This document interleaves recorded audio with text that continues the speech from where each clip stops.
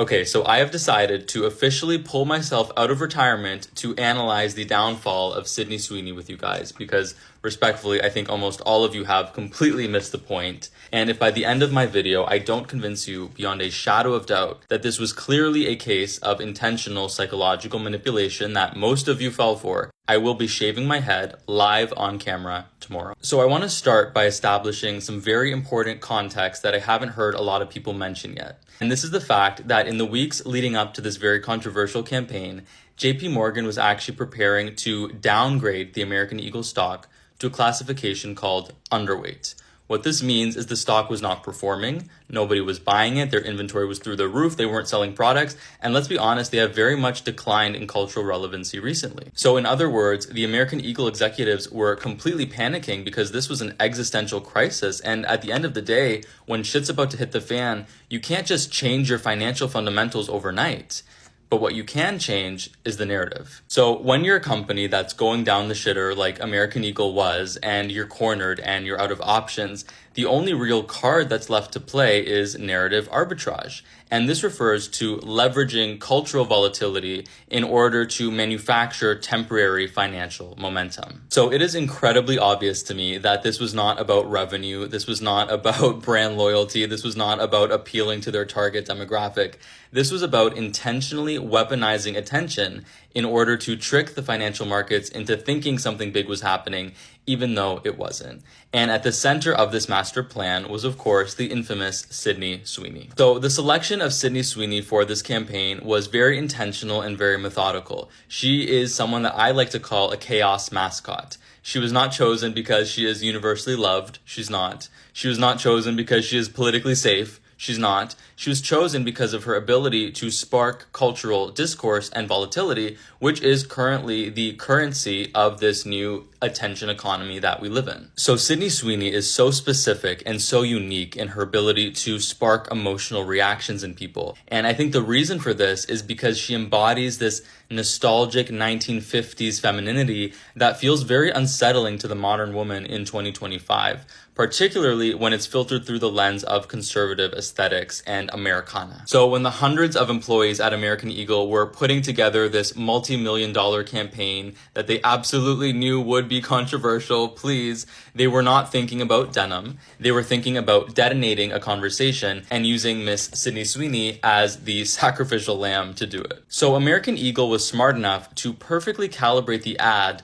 to ensure that it was ambiguous enough while still retaining those unsettling cultural undertones that provoked such a strong reaction in people. There were the retro visuals, there was Sydney posing like a suburban dream, and then of course there was the line, "Jeans are inherited, my jeans are blue."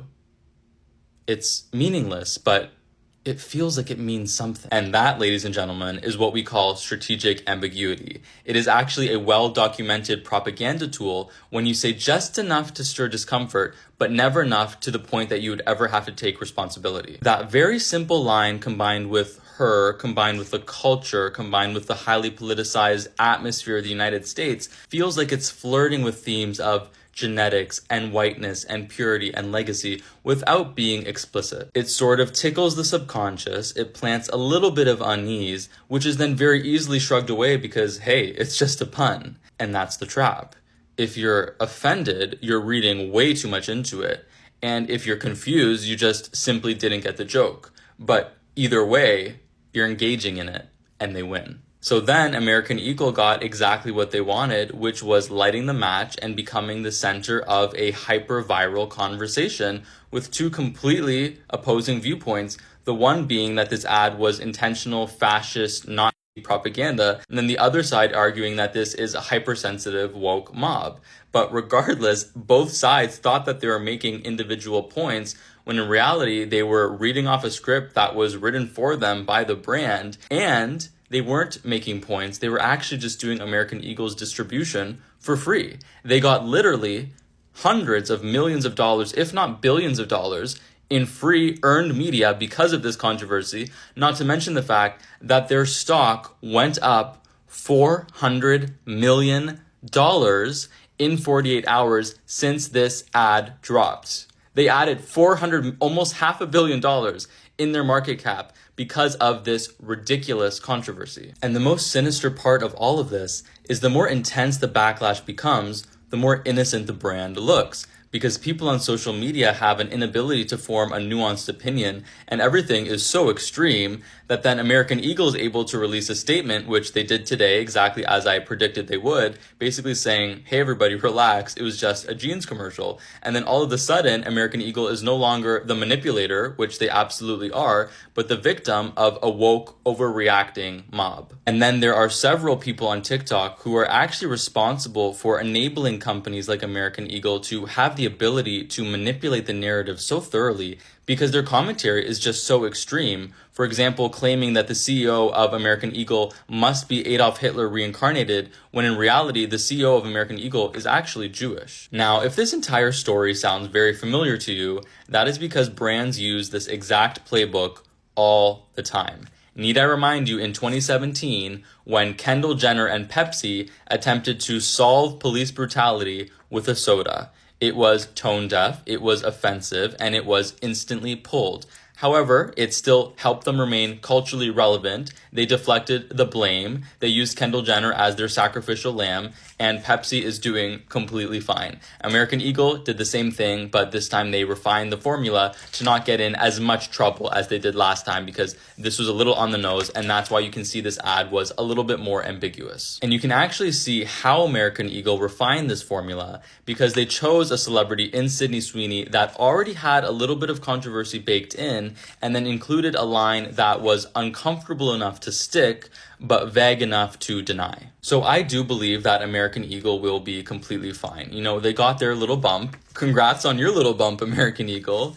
But I'm not so sure that Sydney will be.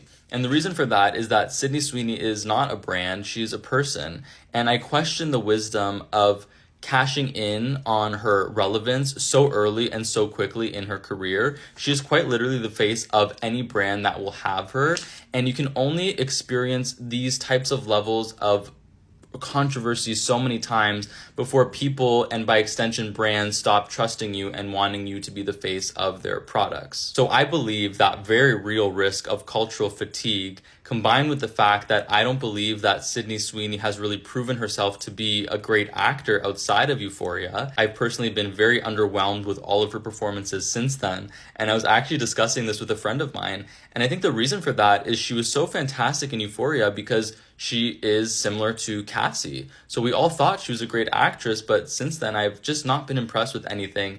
And if her acting is the medium by which she's able to make all this money for brands, but then she's not getting acting roles, she's at a risk for being replaced by someone who has retained their mystery and by extension their appeal to people, like Alexa Demi, for example. So if I were to establish a takeaway from this video, it would be for you to understand that many of you were under the false impression that you were critiquing this campaign, when in reality you were actually performing it in the exact way that they hoped that you would. We are living in a world that is so hyper-politicized and so tribal that two people can hear the exact same vague statement but walk away with completely different perceptions of it because they filtered it through their projections of reality.